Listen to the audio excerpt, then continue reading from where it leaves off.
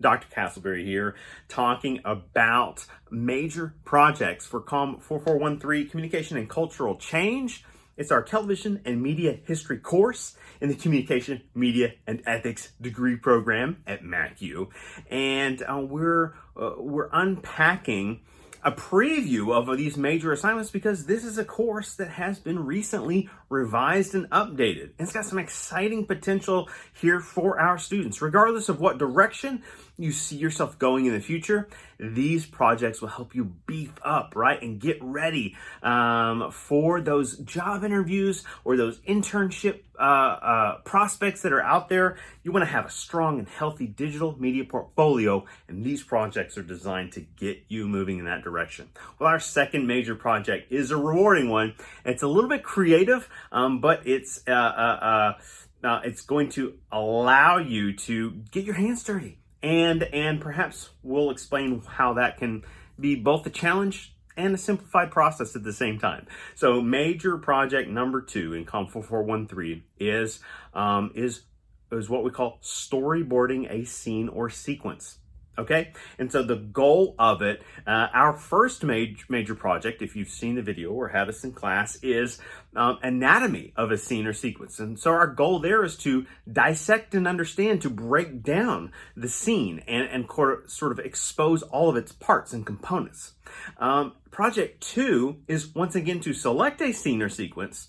We'll encourage you to perhaps pursue a different scene or sequence than the one you analyzed, and maybe even a different show, unless you have a major project in mind with this show, right?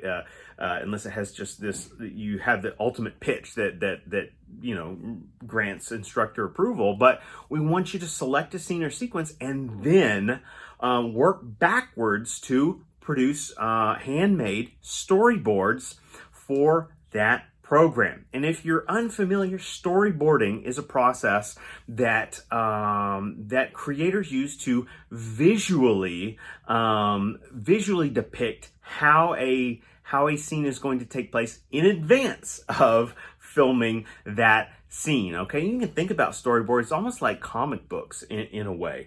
And comics do function like storyboards. They're a shorthand and more importantly, a visual form of storytelling.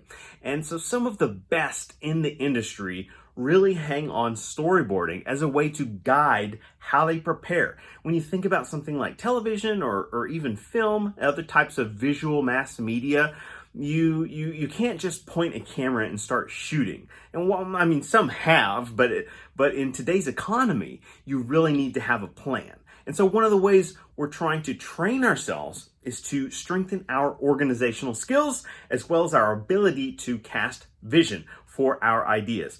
And so by working backwards, we're selecting an artifact or text, right? That TV scene or sequence. And then we're really kind of working backwards in time. We already have the finished product in front of us. Now we're going to back up. We're going to rebuild it by hand. And what we want in that is not only some visuals. So you're going to be hand drawing these shots and scenes that sequences or shot selection that makes up a scene or sequence. This is not going to penalize or equate based on artistic merit, all right? We get it. Not everyone has that training or has that natural skill set or is creative in that kind of way. You can be using stick figures. You can be using sort of some abstract imagery. That's all right. But what is important is our attention to certain types of details. And so some examples of ways you will enhance your storyboarding is to provide directions and description of what's going on in the sequence, right? Is the camera moving in some direction? Is it zooming in? Is it pulling out? Is it panning across and in which direction? Where is the light coming from? And how is the scene being organized and orchestrated?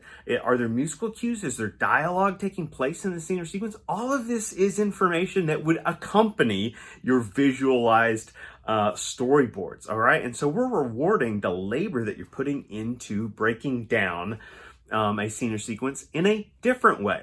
And if you are intrigued by and potentially looking to go into the media industry in any capacity, being able to not only storyboard yourself, but understand the process of storyboarding, it gives you a great advantage as a communicator. And that's ultimately what we're after, right? Enhancing our communication abilities.